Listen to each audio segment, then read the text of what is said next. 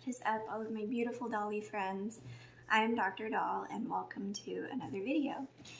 So I thought it would be the perfect opportunity to go ahead and try to film. My children are in bed. It is evening and so it's nice and quiet, as you can tell. I feel really bad that a lot of my videos, there's just like constant distractions and noise. But that's my life, and there's really not a way for me to get away from it other than trying to film when they go to bed or filming in my closet, which I do a lot of times. So I thought this would be a nice quiet time for us to sit down and chat. So I've had a lot of requests lately. People are wanting me to make a series about how to start getting into customs, what supplies they need, what the process looks like. And I've been thinking about it for a while now, and you know exactly like what I should say, and like what are the really important aspects of it.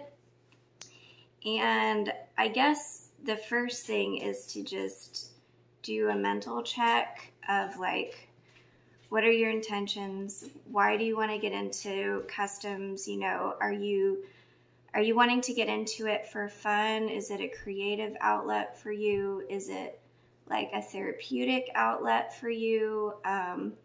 That's great. That is awesome.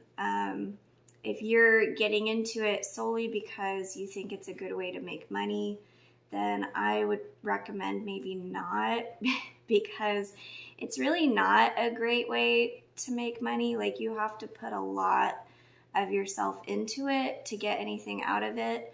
And so if you do want to start like turning profits, then there has to be like a personal love and investment in it. Otherwise you're gonna get burned out and like bored with it really fast, if that makes sense. So I would recommend, you know, just sort of like doing a mental check. Why do you want to get into customs? What is your motivation? What are you hoping to get out of it? If it's just because you are curious and you really want to learn, maybe you love American Girl dolls, but you always thought it'd be fun if you could customize them, maybe do some makeup. So in this series, I'm going to kind of just talk to you about my process and hopefully give you some helpful tips and tricks. And yeah, so this is part one. I'm going to just sort of talk a little bit about the basics and a little bit about supplies to get you started. This is going to be super duper basic stuff, but let's go ahead and get started. So to get into doing customs, and when I say customs, I'm mostly referring to American Girl customs.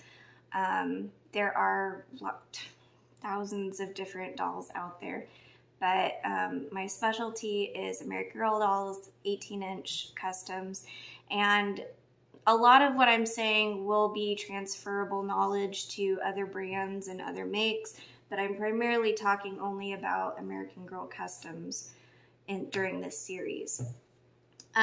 So a couple of basic supplies that you're going to need. Well, you're going to need a pair of scissors, which I'm assuming most households do.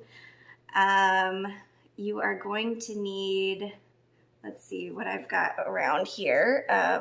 So I guess let's start off with the eye swapping tools, because eye swapping is a huge part of doing AG customs. Definitely 1,100%, that's not a number, recommend that you get this. If you want to do eye swapping at all, get yourself a Cuticle Pusher. I think this was like $5 on Amazon. Totally worth the money. I use it all the time. You can also use a pair of tweezers, but I will warn you that you risk putting scratches in the eyes with tweezers. You can also use a knife, something along those lines if you don't have a cuticle pusher. But again, you risk putting scratches in the acrylic or the glass. And I've just had so much more luck with the cuticle pusher. It's rounded. It has sort of a rounded edge because it's meant for nails, duh. And so it's perfect for rotating or moving the eyes around and adjusting the eyes without damaging the acrylic or the glass. Definitely get yourself one of these. You will also need a wooden spoon or some sort of, I would recommend a wooden handled utensil. Why wood? Well, it just seems to grip better. You can use plastic, but it's gonna slip a lot more. And it has to be, hold on, let me grab a head real quick. Okay, so when you're doing eye swaps, there is a hole at the base of the neck, and you want your utensil to be able to fit into that hole. So if it's too big, it's not gonna fit, then you need something else. You want it to be strong so it won't snap in half, but you also want it to be able to fit in there so that you can pop the eyes out. I definitely recommend wooden handle. If you have a good old-fashioned wooden spoon or a wooden handled spatula like this, that'll work. Mine is the Le Creuset. I think it was a wedding gift. Very fancy, but it is an awesome tool for using during eye swaps. I also mentioned the tweezers. These are really handy for adjustments, small adjustments, wig removal, wig adjusting. Definitely get yourself a pair of tweezers if you don't already. You will also want to have a bowl to put the head in. A small bowl this is from my rice cooker, and a towel that you don't care about too much to put into the bowl. And then you will need some sort of pitcher that is microwave safe that can hold at least a cup and a half of boiling water. So those are the basic things you'll need for an eye swap. Let me think if there's anything else that you would need for an eye swap. Your hands. Your hands are really your biggest tools, and I actually have gone from using tools from in the beginning more to really relying more heavily on my hands because I just have a lot more control. Now let's switch over to restringing. If you have to restring, I definitely recommend you get yourself some rubber bands. Again, I think this was like $7 on Amazon, just an assortment of rubber bands. I use them all the time, either to just pull hair back or to maybe hold something in place. I use it for doing a tightening on the limbs if the elastic is still good. So rubber bands it's pretty inexpensive. Definitely get yourself some. Also, yes. Now these might be a little bit more of an investment. Get yourself a really good pair of needle nose pliers.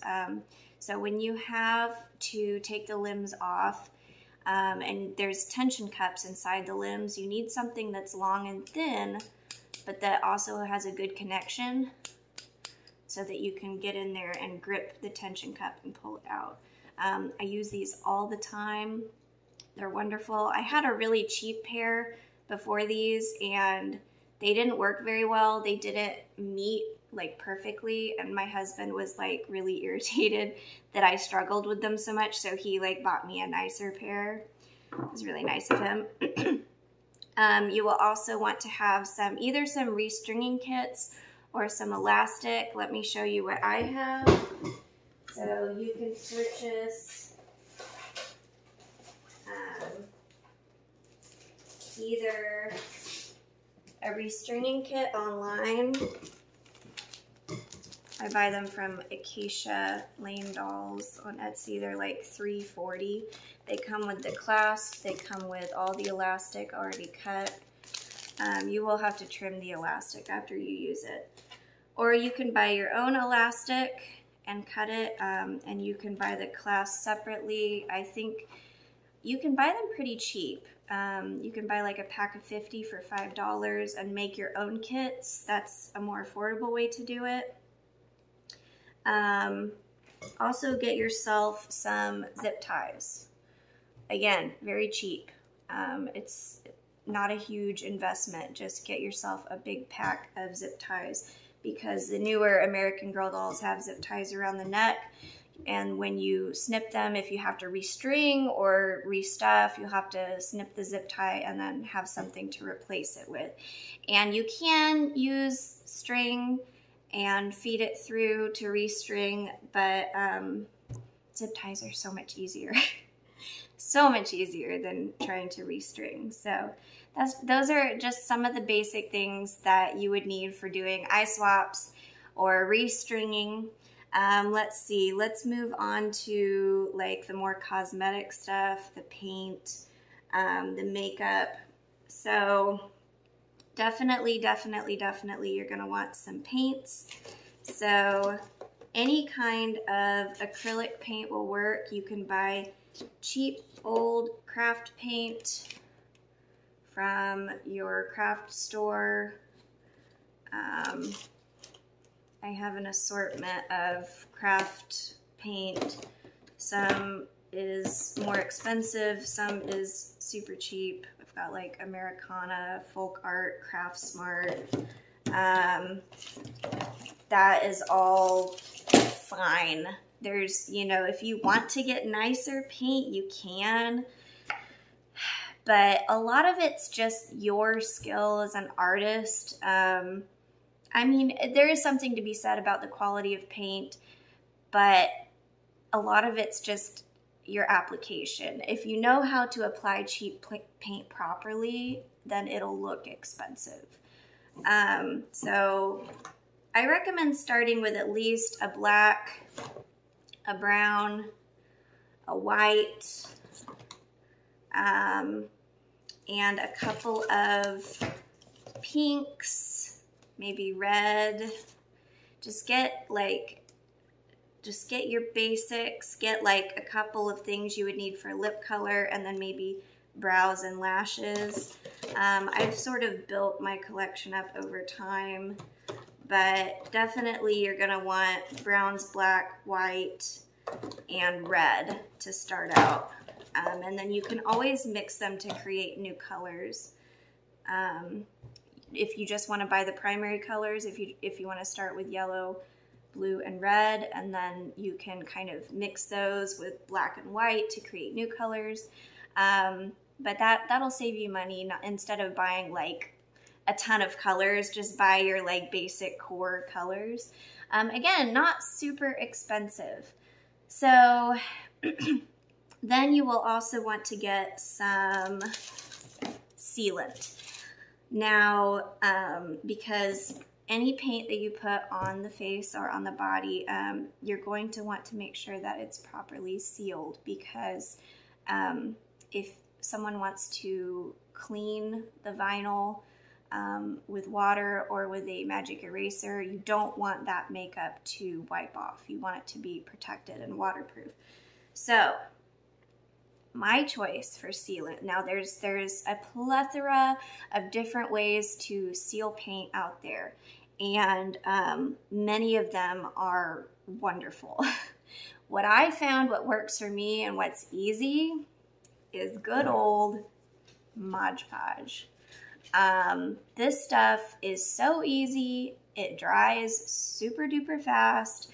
So I have a matte Mod Podge and I have gloss. I will use the glossy finish for lips mostly, and then the matte finish for like lashes, eyeshadow, eyebrows, that sort of a thing.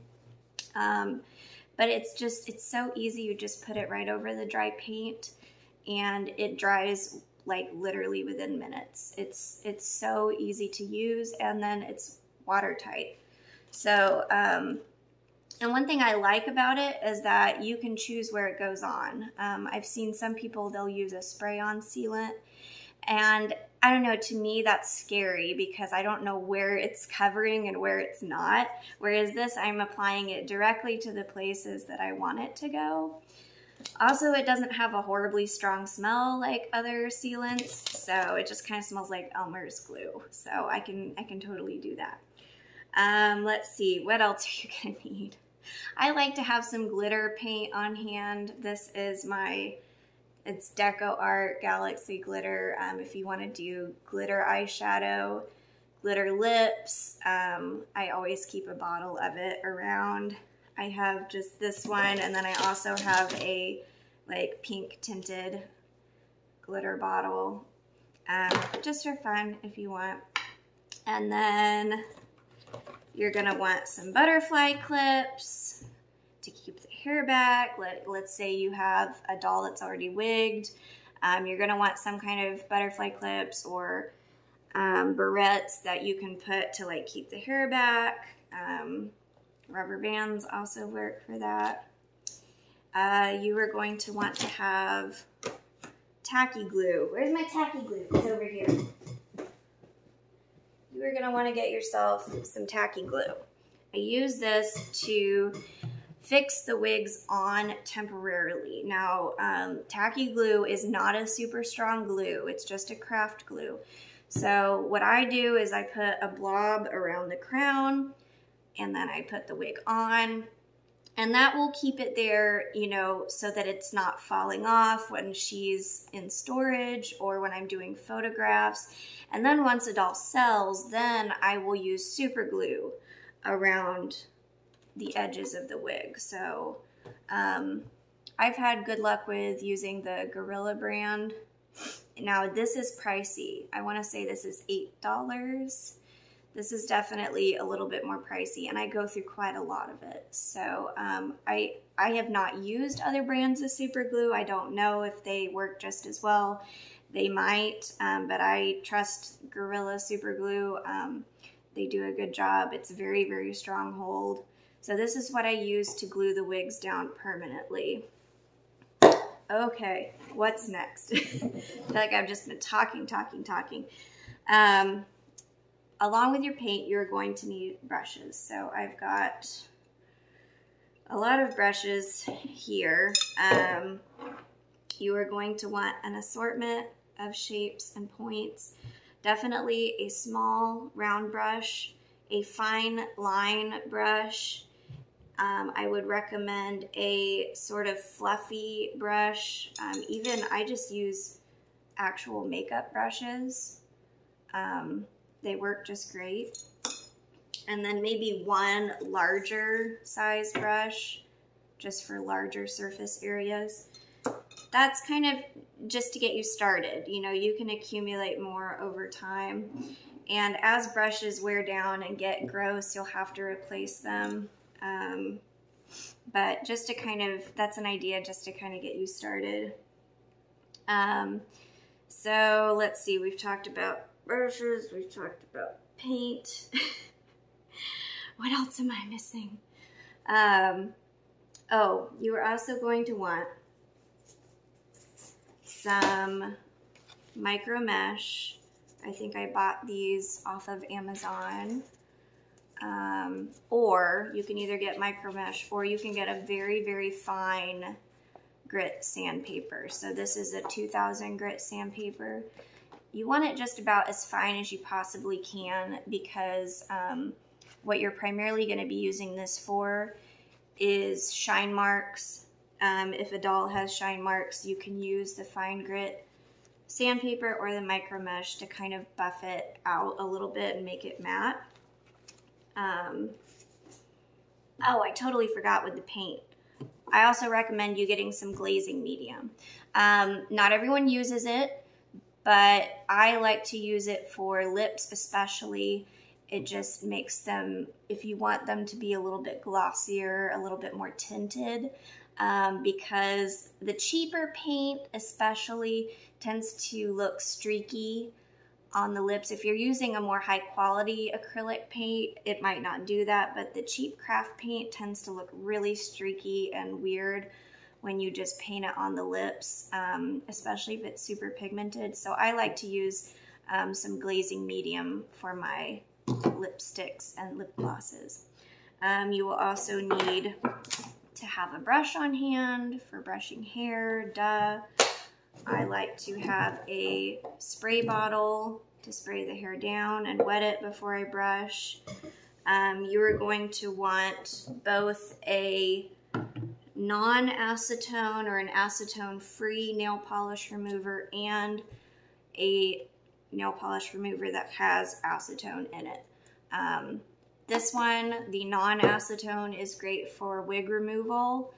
The acetone is great for marks, removing freckles, removing eyebrows, removing paint, stains. You do have to be careful with it because it will kind of melt the plastic a little bit. So I try to limit the acetone that I use, but it's definitely something you need to have on hand. And I think I've just about covered everything. I also have an X-Acto Knife Kit. This comes in handy for obviously cutting, sometimes wig removal if I have a really tricky wig, and some of the older ones, you know, it's like the plastic has almost melted together into the wig cap, and so some of those you have to just really like almost cut them off in a way to as a way of saying, I don't know what words are hard tonight. It's been a long day. So that is sort of a basics for what you're going to need to get started with doing customs. I know that seems like a lot. Most of these things are really cheap and easy to find though, and I don't think there's anything here that I think you should go without. Like, everything is pretty necessary. In the next segment, we'll get to some more of the like fun, creative stuff, but these are just like the bare bones basics that I would recommend. Now again, this is just me personally, my opinion. This is what I would recommend you getting before attempting to do eye swaps, wig removals, all of that stuff. So pretty inexpensive. I would estimate spending around at least $100 for all of this just to kind of get your foot in the door and to get started. But I hope that you enjoyed this. I hope that it was helpful somehow, informational somehow. I'm planning to make this into a series, so there'll be multiple parts. And as always, thank you so much for watching. If you like this video, please give it a thumbs up. Please consider subscribing if you haven't already. And thank you so much. We will see you in the next video. So, bye guys.